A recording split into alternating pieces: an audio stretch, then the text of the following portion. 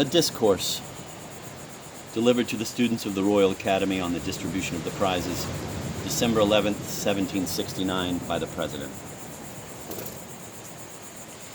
Gentlemen, I congratulate you on the honor which you have just received. I have the highest opinion of your merits and could wish to show my sense of them in something which possibly may be more useful to you than barren praise.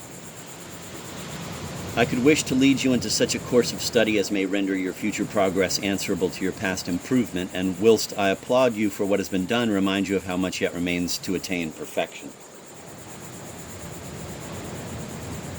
I flatter myself that from the long experience I have had and the unceasing assiduity with which I have pursued those studies in which, like you, I have been engaged, I shall be acquitted of vanity in offering some hints to your consideration. They are indeed in a great degree founded upon my own mistakes in the same pursuit, but the history of errors properly managed often shortens the road to truth. And although no method of study that I can offer will of itself conduct to excellence, yet it may preserve industry from being misapplied. In speaking to you of the theory of the art, I shall only consider it as it has a relation to the method of your studies.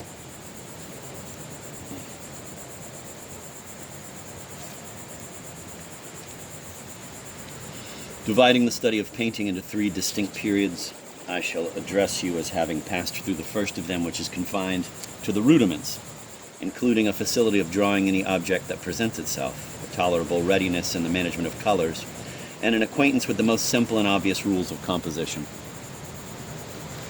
This first degree of proficiency is in painting what grammar is in literature, a general preparation to whatever species of the art the student may afterwards choose for his more particular application.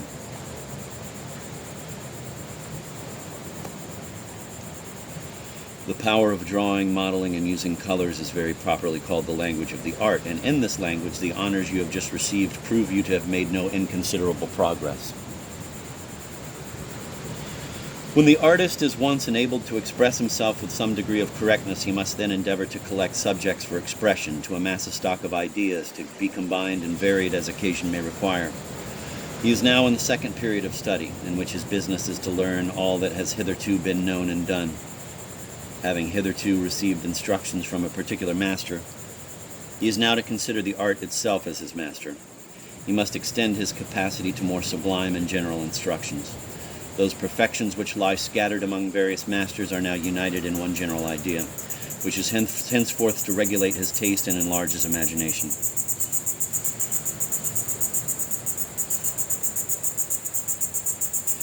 With a variety of models thus before him, he will avoid that narrowness and poverty of conception which attends a bigoted admiration of a single master, and will cease to follow any favorite where he ceases to excel. This period is, however, still a time of subjection and discipline. Though the student will not resign himself blindly to any single authority when he may have the advantage of consulting many, he must still be afraid of trusting his own judgment and of deviating into any track where he cannot find the footsteps of some former master. The third and last period emancipates the student from subjection to any authority but what he shall himself judge to be supported by reason. Confiding now in his own judgment, he will consider and separate those different principles to which different modes of beauty owe their original. In the former period, he sought only to know and combine excellence wherever it was to be found into one idea of perfection. In this he learns what requires the most attentive survey and the subtle disquisition, to discriminate perfections that are incompatible with each other.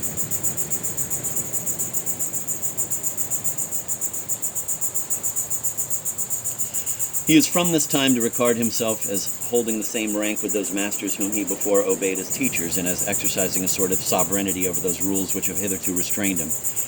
Comparing now no longer the performances of art with each other, but examining the art itself by the standard of nature, he corrects what is erroneous, supplies what is scanty, and adds by his own observation what the industry of his predecessors may have yet left wanting to perfection.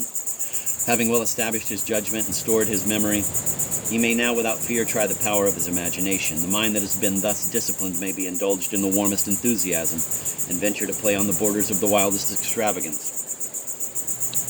The habitual dignity which long converse with the greatest minds has imparted to him will display itself in all his attempts, and he will stand among his instructors not as an imitator, but a rival. These are the different stages of the art, but as I now address myself particularly to those students who have been this day rewarded for their happy passage through the first period, I can with no propriety suppose that they want help in the initiatory studies. My present design is to direct your view to distant excellence and to show you the readiest path that leads to it. Of this I shall speak with such latitude as may leave the province of the professor uninvaded, and shall not anticipate those precepts which it is his business to give, and your duty to understand. It is indisputably evident that a great part of every man's life must be employed in collecting materials for the exercise of genius. Invention, strictly speaking, is little more than a new combination of those images which have been previously gathered and deposited in the memory. Nothing can come of nothing. He who has laid up no materials can produce no combinations. A student unacquainted with the attempts of former adventurers is always apt to overrate his own abilities, to mistake the most trifling excursions for discoveries of moment, and every coast new to him for a newfound country.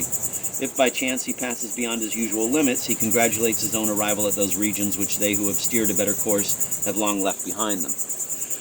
The productions of such minds are seldom distinguished by an air of originality. They are anticipated in their happiest efforts, and if they are found to differ in anything from their predecessors, it is only in irregular sallies and trifling conceits. The more extensive, therefore, your acquaintance is with the works of those who have excelled, the more extensive will be your powers of invention. And what may appear still more like a paradox, the more original will be your conceptions. But the difficulty on this occasion is to determine who ought to be proposed as models of excellence, and who ought to be considered as the properest guides.